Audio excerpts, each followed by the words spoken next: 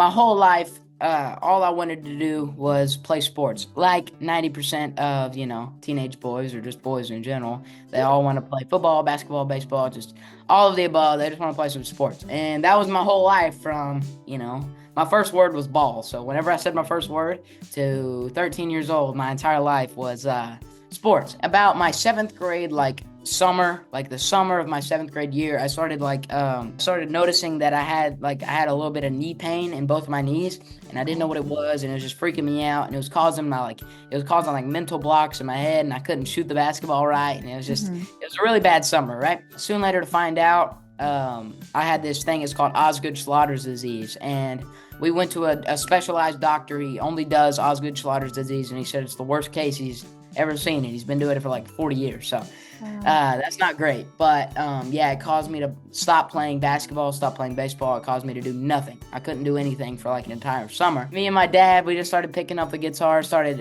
posting on TikTok, started going live on TikTok. I was scrolling through the comments, because when we weren't playing a song, I was just over there scrolling close to the camera, and this lady was like, guys, hit me up. I'll book y'all in Texas. And, everyone's questionable. Shout out to Miss Laramie, by the way. Everyone's questionable. Of course, me and my dad. We hit her up, and she was like, yeah, you guys are great. We would love to, book you guys. And I was like, no way. I was geeked, because I was bored. So I was like, sure, let's go to Texas. But yeah, she booked us. I probably played 20 shows, 4-hour sets in Texas in the middle of the heat. It's getting up to 110 degrees out there. So kind of miserable when you're in boots and jeans, but it was a great time. I loved it. I learned a lot because my dad didn't want me to be just, a TikToker and sit in my room and make TikToks all day. He wanted me to learn how to perform also.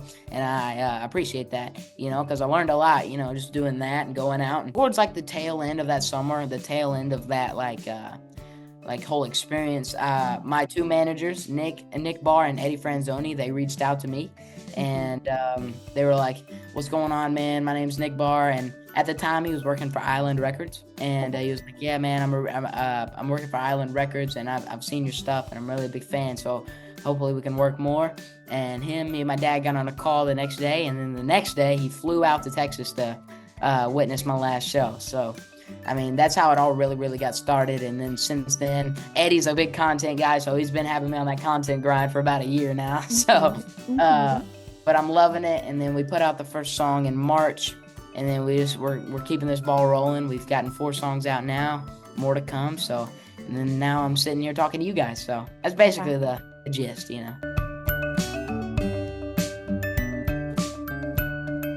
I have an open email, right? I have this email that's my business email, I guess, which is Maddox Batson. You can email me. Reading all of those is Maddox, I love you so much. Bye. Those are the greatest to me. I think those are so funny. And every time I see one of those, and I'm just like, man, someone emailing me, and if they knew that I read that, the fact that I know that could make their day or week, just means the world to me. That inspires me to keep making music, keep making content. Every time I see one.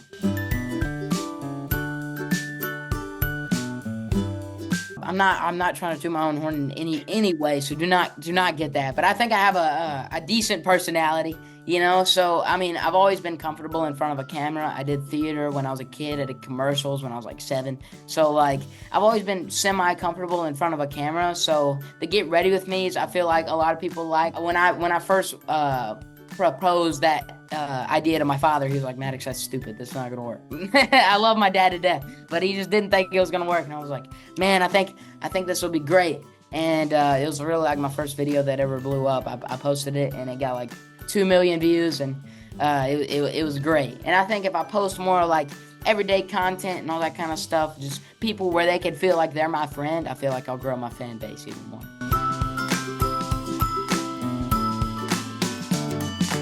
Oh yeah, 100%. Because some of my biggest inspirations when it comes to music is definitely, some of the artists I covered, Parker McCollum and Zach Bryan and Morgan Wallen. Granted, those songs were popping on TikTok, but they were actually some of my biggest inspirations when it comes to music. And on the pop side, like Justin Bieber, I covered one of his songs. So yeah, most definitely, all the people I covered were definitely people I love. My songs, it's a mix between the country you hear all day, every day. We got the country here on the radio. It's a mix between that country. We got some pop, and then we also have like the old timey country with like the slide guitar and all that kind of stuff. So it's a mix of all things, and I think I can fit a lot of people's ears. So yeah, it's definitely a mix of everything. Of course, a Okay. great mix in my opinion.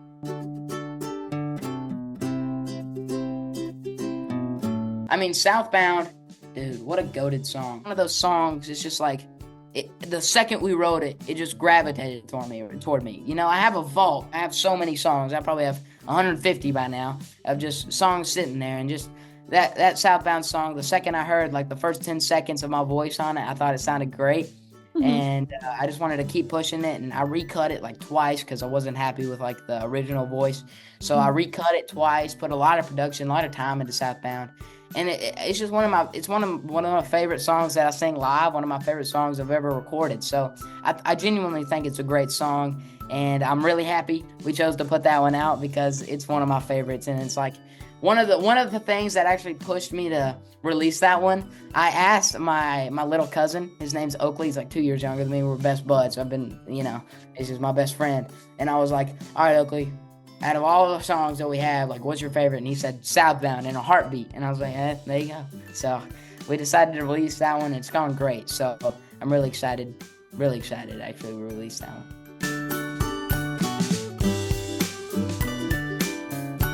Probably the top of the year, January, you can expect some new singles. We'll do a waterfall of that, and then who knows, maybe a little, EP or album might come out later in the year. Who knows? I don't kiss and tell. You can expect the same great stuff, the country, hip hop, pop, just all that mixed together makes Maddox Batson.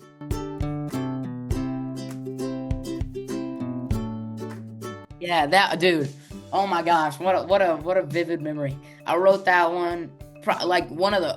Genuinely one of my third ever studio session. I wrote the song Tough, and I was in there I just wrote it about my dad, his dad, my mom, her dad. Like, we're all like farmers and stuff like that, and just grew up tough, genuinely. So I mean, it was a pretty true song, true to me, right? We never really did anything with it, and then my manager called me. Nick was like, "Hey Maddox, we don't know for sure yet, but Lana Del Rey and Quavo really like the song Tough." And I ran around my house 3 times, no cap. And I was out of breath, and I was so excited, yelling and screaming and all that kind of stuff. One of the coolest experiences ever. So when I found that out, I was so excited. It's so cool.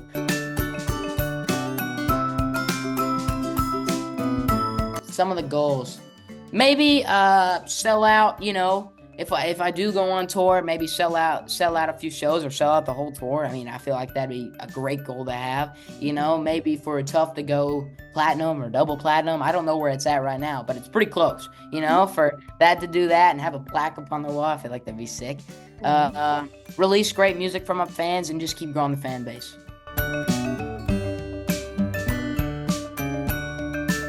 I mean, most of my songs, they're about, they're about love. They're about love. They're about a girl. And I just want to let my fans know that, any one of those guys or any one of those girls should be looking for a guy who has those same exact intentions. You know what I'm saying? So, I've dated a very good girl, and I had to break up with her, unfortunately. But I dated a great girl. And I feel like we had a great relationship, and I write a lot of my songs about her, right? And I just want all those girls to know that they should have high standards, I feel like they should know their worth and all that kind of stuff, and just not do what my songs say, with like all the breakup kind of stuff. I want them to find the right guy,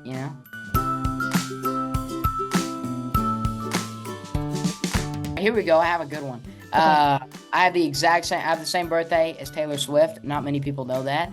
We have the exact same birthday, which is kind of cool. I'm not going to let that down. So, what else? Like I just said about my new dog, I just got a new dog. He's a mini Dachshund. He's a real small dude. His name's Humphrey. And I feel like my fans like to know that, I'll give you one more. I'm really, like I said earlier also, I'm really into Legos, I have like probably 20 of these little Lego cars. I got one on my desk right now, but I just got them all over the place. I'm a big Lego guy, so building those and all that kind of stuff, I'm a big fan of that.